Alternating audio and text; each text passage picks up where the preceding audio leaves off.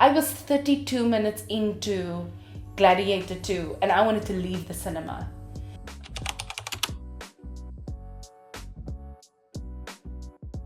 Guys, I would be remiss if I didn't talk about this. I've been talking about it since yesterday.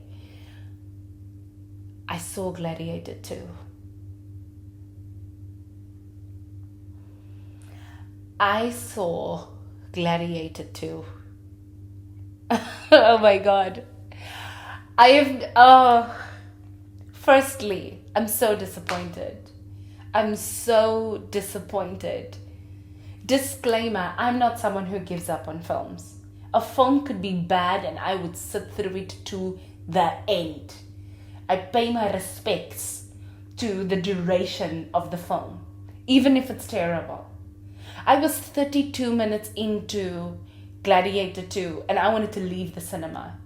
I bought frightfully expensive tickets to watch it in IMAX. And I was like, I want to go home. I want to go home. This is awful. It is even more shocking because Ridley Scott is directing it again. It's a Ridley Scott film. It's a Scott-free production again. It's got a powerhouse of a leading cast. And yet,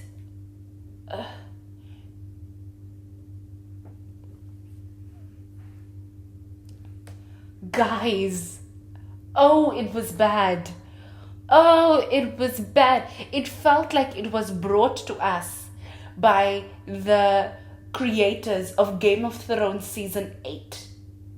It felt like it was brought to us by Peter Jackson, but the Hobbit Peter Jackson. You know that river scene with the barrels? That CGI overload? It felt like it was brought to us by that Peter Jackson. It felt like it was brought to us by Transformers 1000 Michael Bay. Oh my word. No. The storyline itself was just put together. In Afrikaans we say met spoeg en plak. It's with spit and paste. It's just, I hope it holds. It was such an insult to the legacy that is Maximus Decimus Meridius.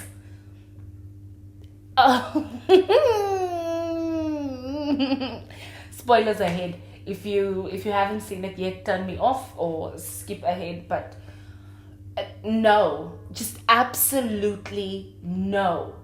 The opening sequence is really nice. It does a whole lot of callbacks to the scenes from the first film. Sort of invites us back into the world of Gladiator, right? It says, remember what you saw when you first watched the film, when you watched the first one? Well, welcome back. We're gonna take you into next. They took us nowhere. They welcomed us on Daenerys Stormborn of the House Targaryen's ships. I promise you, if it wasn't the same ships, we were sailing to Westeros. We were going into battle. A farmer and his wife. A farmer and his wife are going into battle. His wife dies. The farmer sees who killed his wife. The general. Cool. So now the farmer must avenge his wife and have the head of the general. The farmer is captured, but the farmer's actually a soldier who's actually a general himself. So now the farmer's captured. He's now going to be a gladiator in the Great Games. He is spotted by a businessman who trades in the specialization of gladiators. He says, go fight. Gladiator goes, fights freaking animatronic baboons. That is just insane. I promise you, if we could see the pixels that built that CGI baboons, then we would. They are so unbelievable. And now we see Gladiator defeat the baboons. So must be a strong one. Yes, take him to Rome. There's an unnecessary black guy there also. Because we had Jaimon Honsu before, we must have one now. That serves zero purpose. Zero purpose. But we have him nonetheless. Cool. First fight in the Colosseo, and black man dies because why not? Why not? Why not just go along with the with the tradition? Black guy's dead. He says, I will avenge some more. And then we got a CGI rhino. And once we were done getting a CGI rhino, we got sharks. The Colosseum was filled with water. There were boats. And we got sharks. Yeah. Cool. Fair enough. None of this served any purpose. And then we find out, shockingly, the farmer / general, now Gladiator's mom, is actually the princess from the first movie, who is now not the princess anymore. She's sort of a hell prison princess who is married to the general that killed the farmer General Gladiator's wife all the way in the beginning. Why is the princess, who is now not the princess anymore, why is she not the princess anymore? Because some wacko twins are now dual leaders. We have no idea why they are dual leaders, how they became dual leaders. That's not part of the story, right? It's not important for the development of the film. Do you hear how ridiculous I'm making this sound? That is how ridiculous I felt watching this. I thought it is so disrespectful to your audience, to your die-hard Gladiator fans, to your fans as a director, to give us that. Maybe it's because Hans Zimmer wasn't there making the music, so we didn't feel the feels.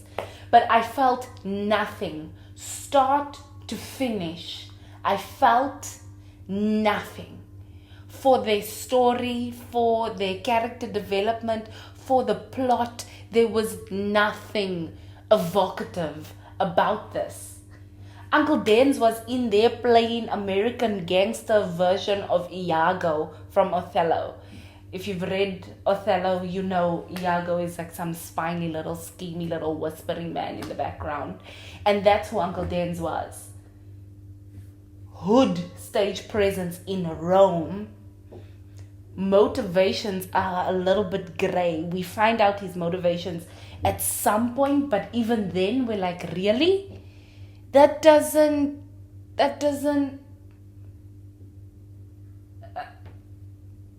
okay. All right, continue. Let's continue, because